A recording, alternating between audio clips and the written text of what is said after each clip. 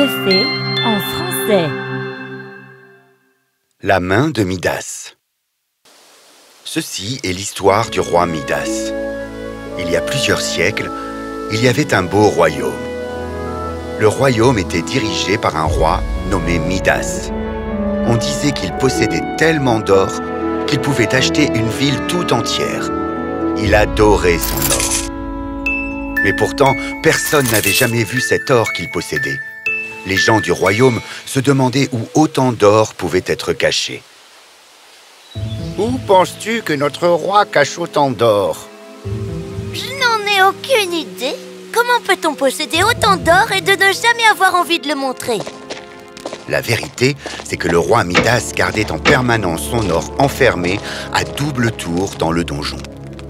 Il allait là-bas tous les jours pour compter ses pièces d'or et ses nombreux lingots. Cela amusait la reine, qui faisait même des blagues à ce propos. Mon cher, arrête de compter ton or tous les jours. Et s'il disparaissait du jour au lendemain? Ne fais pas ce genre de blague. Ne sais-tu donc pas à quel point l'or n'a pas de prix? Regarde le collier en or que tu portes. N'est-il pas magnifique? Regarde comme il brille. Oui, il est magnifique. Mais peu importe sa valeur, il ne peut pas nous acheter tout le bonheur du monde. Il peut m'acheter tout mon bonheur. Tu ne comprends donc pas? Comment quelque chose pourrait être plus beau que ça? La reine n'était pas d'accord, mais elle savait qu'il était inutile d'en débattre avec son mari. L'amour du roi pour son or augmentait chaque jour. Il l'aimait à tel point qu'il avait appelé sa fille chérie Marigold. Marigold comptait beaucoup pour son père. Elle était pleine de vie et voyait la beauté dans chaque petite chose.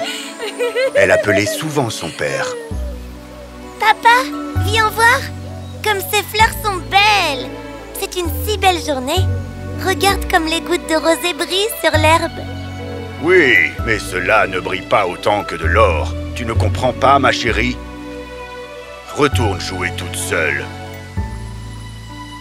Tout comme sa mère, Marigold ne comprit jamais comment de l'or pouvait sembler plus beau que ses fleurs. Du temps passa, et le roi Midas commença à passer de plus en plus de temps seul dans son donjon, à compter et recompter encore son or. Un jour, la garde royale fit entrer au palais un homme étrange pour l'amener voir le roi. L'homme portait des vêtements simples.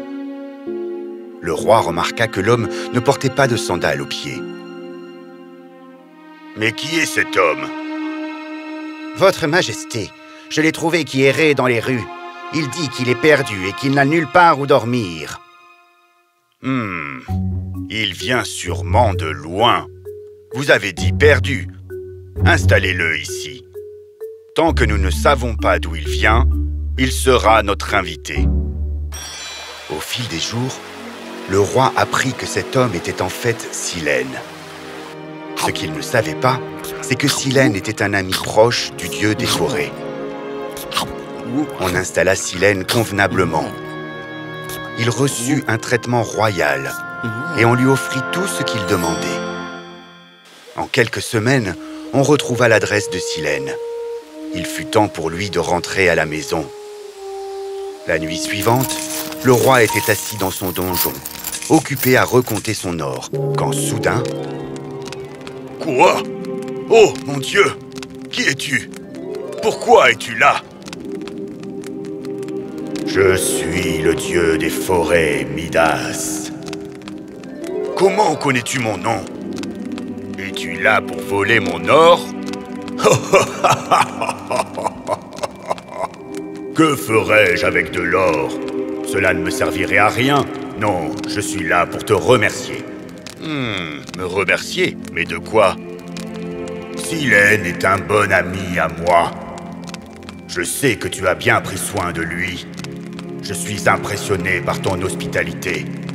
Je suis venu pour t'accorder un souhait. Demande-moi tout ce que tu veux. Midas n'en croyait pas ses oreilles. Il pouvait demander tout ce qu'il voulait, et il savait déjà ce qu'il voulait. Je voudrais un navire rempli d'or. Non, une maison remplie d'or. Non, ce n'est pas encore suffisant. Attends, je sais ce qui pourrait me rendre heureux. Donne-moi une main magique. Je souhaite que tout ce que je touche avec la main se transforme en or pur. Je vais exaucer ton vœu comme promis. Dès que le soleil se lèvera demain, tout ce que tu toucheras deviendra de l'or pur. Mais souviens-toi bien, mon roi, cela ne t'apportera pas le bonheur.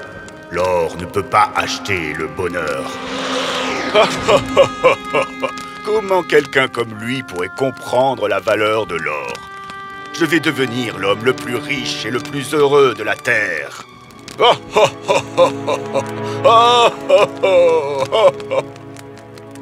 Midas n'arriva pas à dormir cette nuit-là. Il était impatient que le jour se lève. Enfin, le jour se leva. Dès que le soleil sortit de derrière les montagnes, Midas se sentit excité de pouvoir essayer sa main magique. Que cela doit être confortable de dormir dans un lit en or. Qui dans ce bas monde a une telle chance? Midas se mit alors à toucher tout ce qu'il pouvait. Je n'ai plus besoin de cacher mon or maintenant. Sortons faire de ce palais un endroit qui brille de 1000 feux. Midas sortit dans les couloirs et toucha tout sur son passage. Il alla dans le jardin et transforma tous les arbres et toutes les plantes en or.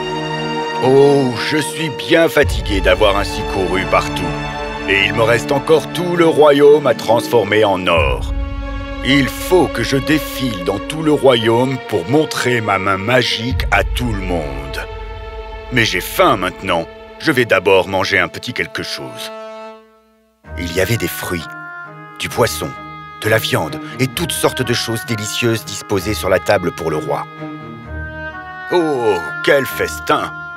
Ça a vraiment l'air délicieux. Quoi? Non! Où est passée l'eau?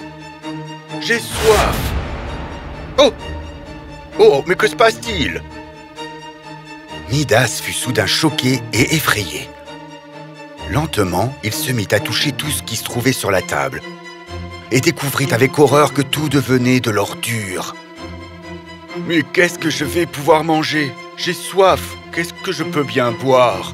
Je ne peux ni boire ni manger de l'or. Le roi le plus riche sur terre va-t-il mourir de faim? Le roi fut très triste. Il s'assit et resta là, à regarder toute cette nourriture qu'il ne pouvait consommer. À ce moment précis, sa fille rentra du jardin en courant vers lui. « Papa !» Et avant que le roi Midas puisse dire quoi que ce soit... « Non, Marigold !»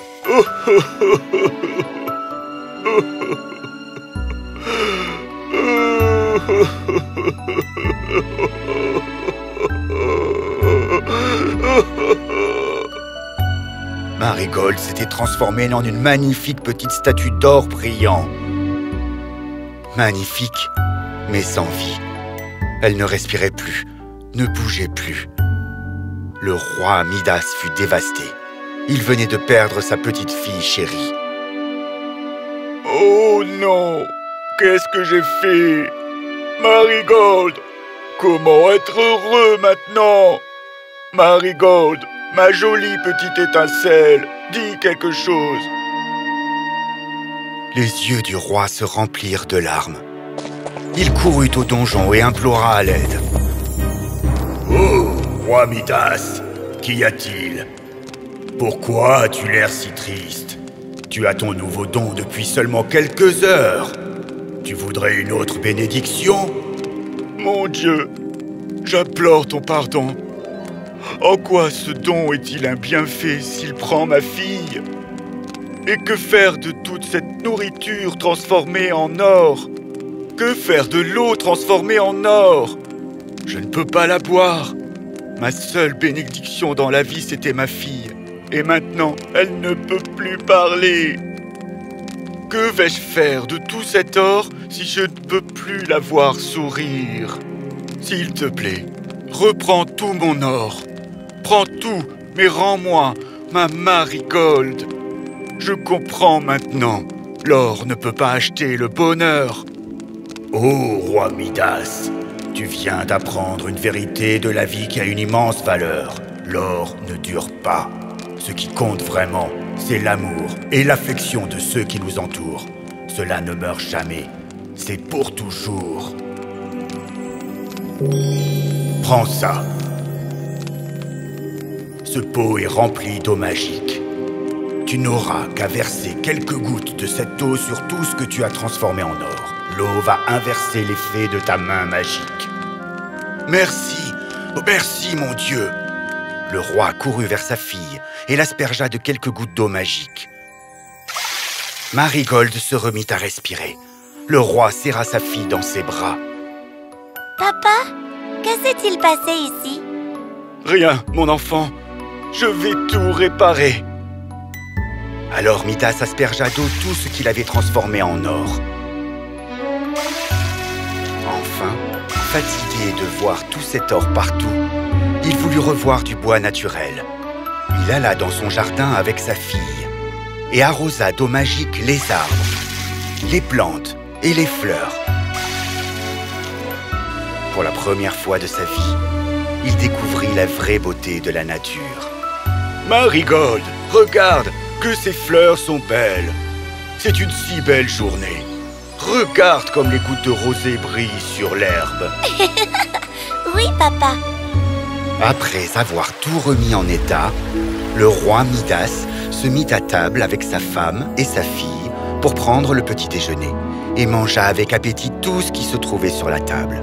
On aurait dit que jamais il n'avait mangé de choses aussi délicieuses. Il épancha sa soif avec des litres d'eau, tandis que sa femme et sa fille le regardaient faire avec amusement. Le roi Midas ne retourna jamais compter son or dans le donjon. Il passa du temps avec sa famille. Il profita des petites choses simples de la vie. Et il devint ainsi l'homme le plus riche et le plus heureux de la terre.